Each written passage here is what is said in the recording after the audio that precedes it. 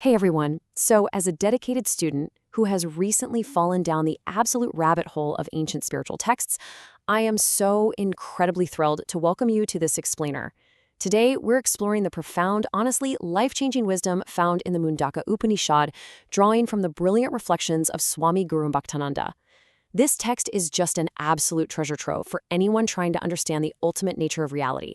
So, instead of our usual agenda today, I just want to jump right into the deep end. What is that by knowing which all other things become known? I mean, what an absolutely massive, mind-bending question, right? This was asked by a great, highly accomplished householder named Shaunaka. And as a student myself, I am just in sheer awe of the ambition here. Shaunaka wasn't asking for a new skill or a neat little piece of trivia. He literally wanted to know the absolute source of everything. He realized that ordinary secular knowledge has no end. No matter how many books you study, you can never know it all. He was looking for the ultimate shortcut, the very core truth of the universe.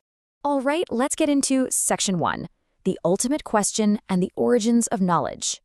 Okay, let's dive into this timeline. To really understand Shaunaka's quest, we first have to look at where this wisdom actually comes from. Fascinatingly, the word mundaka translates to shaven-headed. It's used as a metaphor for a razor slicing away our veil of ignorance. And how exactly did this razor-sharp knowledge reach Shaunaka? Well, through a system called parampara, which is this incredible, unbroken lineage of teachers and students. It starts all the way at the top with Brahmaji, the creator, who gave it to his eldest son, Atharva. From Atharva, it passed to Anji, then down to Rishi Satyavaha, and finally to the Guru Angira, who is the one answering Shaunaka's question in this text. What I absolutely love about this is the deep humility it requires. Knowledge flows from the greater to the lesser, passing unbroken down through the ages. We don't invent this wisdom, we inherit it. Moving right along to Section 2, two kinds of knowledge. So how does Guru Angira actually answer Shaunaka's ultimate question? Well, he doesn't just give a simple one-word answer. Instead, he reveals that we actually have to navigate two completely different realms of understanding. Aparavidya, which is the lower knowledge, and Paravidya, the higher knowledge. Aparavidya covers all of our secular sciences, grammar, astrology, phonetics, even daily rituals. Basically, it's everything that helps us operate in the physical world. Paravidya, on the other hand, is the spiritual knowledge of the imperishable. It's the knowledge that leads to immortality. Now, it's absolutely crucial to note here that lower does not mean useless. Both are totally essential. As the source humorously points out, someone who wants to meditate deeply using Paravidya is eventually still going to need to know how to make themselves a cup of tea using Aparavidya. They're partners in this journey. Which naturally leads us to Section 3, seeking the spiritual guide. Eventually, an endless pursuit of only worldly lower knowledge leaves us feeling, well, a bit hollow. We look around, we see that worldly success is temporary, it decays, and a glimmer of yearning for something permanent begins to grow. This realization is exactly what sparks the need to seek out a true spiritual guide to help us cross over into that higher knowledge. When a sincere student reaches this point, they don't just casually stroll up to a teacher. The texts tell us they approach the guru in a very prescribed manner. They come samit pani, which means with firewood in hand. Isn't that just a beautiful metaphor? By bringing firewood to the guru, the disciple is symbolically saying, just as this wood is going to be burnt to ashes, I am bringing my ego, my impurities, and my latent tendencies to you so they can be burned away. But you can't just hand your firewood to anyone. I was honestly amazed when I studied the two absolute, non-negotiable qualifications a guru must possess to safely lead a student on this perilous journey. First, they have to be a shratriya, meaning deeply learned in the scriptures, someone who truly understands the exact science of the texts. Second, and this is perhaps even more important, they must be brahmanishta, firmly established in the truth themselves. They can't just talk the talk, right? They have to have personally realized the supreme. Okay, Section 4, hitting the ultimate target.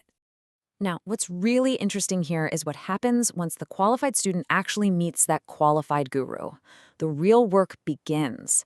The guru opens the doors to this divine learning and introduces the core meditation technique of the Upanishad. For me, this was the absolute aha moment of the entire text.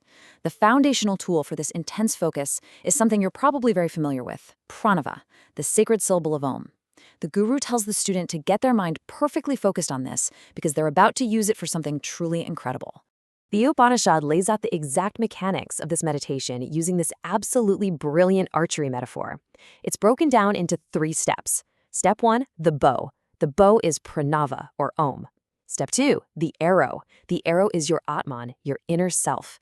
And step 3, the target. The target is Brahman, the supreme reality. So, as a meditator, you literally have to withdraw your mind from all your outward senses, exactly like drawing back the string of a heavy bow, and perfectly aim your inner self at that ultimate reality. And then comes the profound instruction: shoot, strike the target with certainty. This is not a casual wandering thought process. It requires superhuman effort. The intense, absolute concentration required in this moment to become entirely one with the target is staggering. Just as an arrow buries itself into the bullseye and becomes physically joined with it, the meditator has to leave their ego behind completely and merge into the supreme. And that brings us to Section 5, passing the entrance exam. Now, hearing all of this, you might be asking yourself, okay, what does it actually take for us to be admitted to this level of divine learning? Because make no mistake, this is not for the faint of heart. The Upanishad clearly lays out an entrance exam of prerequisites. The text tells us plainly that this knowledge cannot be attained just by hearing discourses, memorizing texts, or being highly educated in a worldly sense. Studying alone simply isn't enough. You need inner strength, bala. You need absolute attention, totally free from any carelessness. You need a pure, unclouded intellect, what's called jnana prasad, and you need proper austerity, renunciation, and deep faith in the process. It is a rigorous, demanding check of our spiritual readiness. And this brilliantly illustrates what is perhaps the most striking qualification of all, a vow mentioned at the very end of the text called Shirovrata. Literally, this translates to the vow of holding fire on the head. Now, obviously, while this was an ancient physical vow, the symbolic meaning is what we really need to take away today. Holding fire on your head represents having a fierce, burning, entirely unquenchable passion for discovering the truth. Without this intense, all-consuming yearning, our intellect simply won't be able to grasp the subtle realities being taught here. Which brings us to the ultimate question for all of us as seekers and students today. We've explored the deep origins of this knowledge, the non-negotiable qualifications of the guru, and that magnificent archery metaphor of meditation. But the entrance exam sits right there in front of us. So do you have the fire on your head to begin this journey?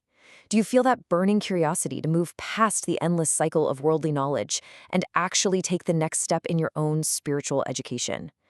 I want you to keep that question burning in your mind. Thank you so much for joining me on this explainer, and keep seeking the truth.